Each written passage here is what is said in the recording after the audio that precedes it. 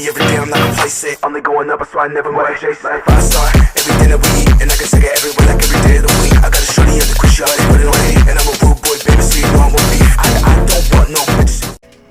Hello again mga boss. Kita niyo ba tong hawak ko? May straw. Merong baso na may laman na Coke at ice cream. Tayo inom na ASMR. Paano ba yung mag-ASMR gano'n? Let's go.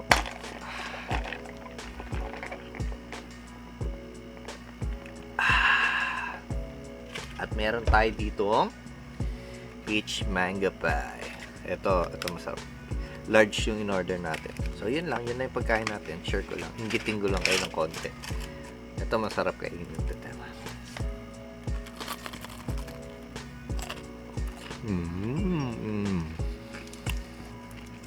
Sarap.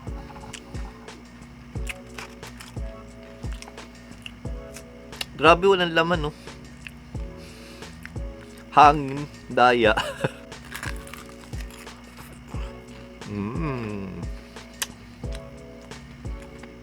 Sarap. Nainggit yung aso. Tignan nyo mga boss. Naiinggit ang aso. Inggit yan? Inggit yan? Abang niya, akala niya meron din siya. Wala naman siya. Kaya lang, kakain muna ako mga boss. Yan ang ginagawa namin pag madaling araw. Hello mga boss.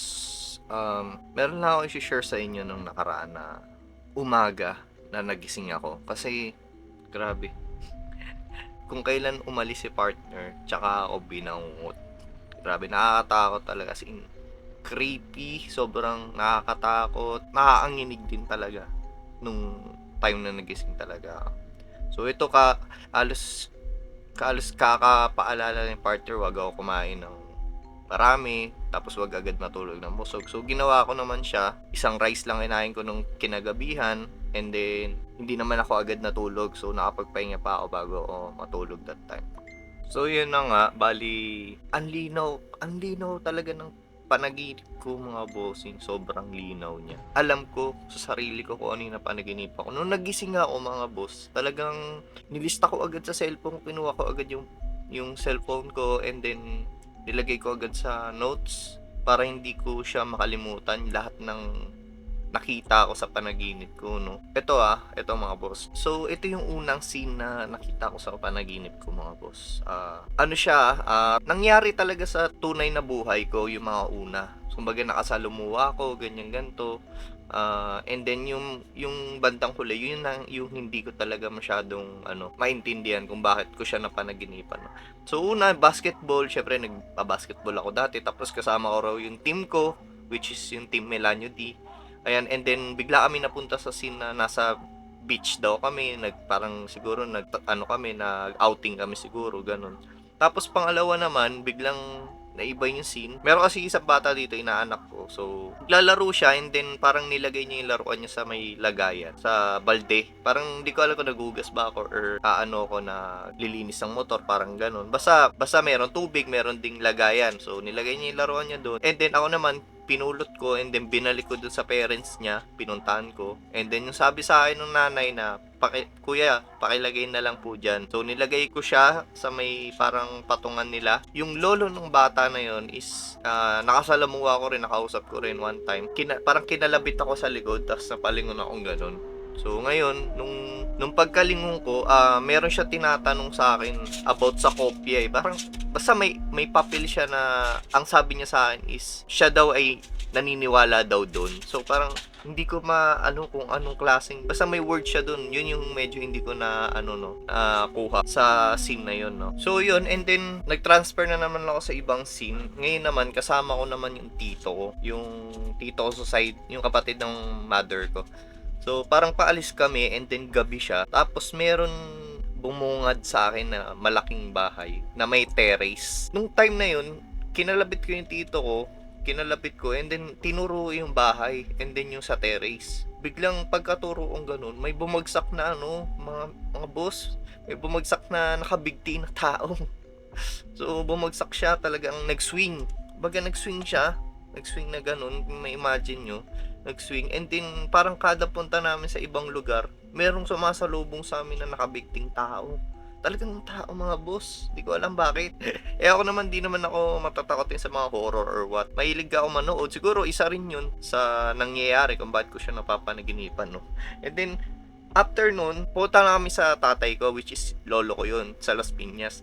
Meron kasi doon sa sala, is tulugan kasi dati yun kapag may mga bisita or what. So marami kami doon, kasama ko mga pinsan ko, tita ko, tito ko. Ito kami lahat. Ito na yung pinaka-creepy, mga boss, no? Nung time na natutulog daw kami doon, binabangungot daw ako. So binabangungot na ako, na binabangungot pa ako. So parang ganun, no? Napapanaginipan ko na binabangungot ako. And then yan, ginising ako nung tita ko. Nung ginising ako, chinek daw yung body ko. Ito, yung dito ko, banda dito sa may chest, no? Puro kalmot daw, kalmot, namumula. And then pag-check ngayon sa tiyan ko, pag-check sa tiyan ko, punong-puno daw ako ng dugo. Tapos may saksak ako. Grabe, hindi ko ma-imagine. May saksak ako, tapos punong-puno ng dugo. And then after nun, yung katabi ko, pinsan ko, hindi ko ma-identify kung sinong pinsan eh. Pero babaeng pinsan, nakatabi ko, bigla siyang sinaniban, mga boss. Sinaniban siya. Talagang nakakatakot talaga. Tapos after nun, nung sinaniban siya, tumingin siya sa akin habang nakahiga ako. Imagine niya, nakahiga ako, tapos dun sa may paanan ko sa baba. Tumingin siya, tumitig siya, at meron siyang word na sinabi sa akin na sobrang linaw, mga boss. Ang sabi niya sa akin, "You will be my prey."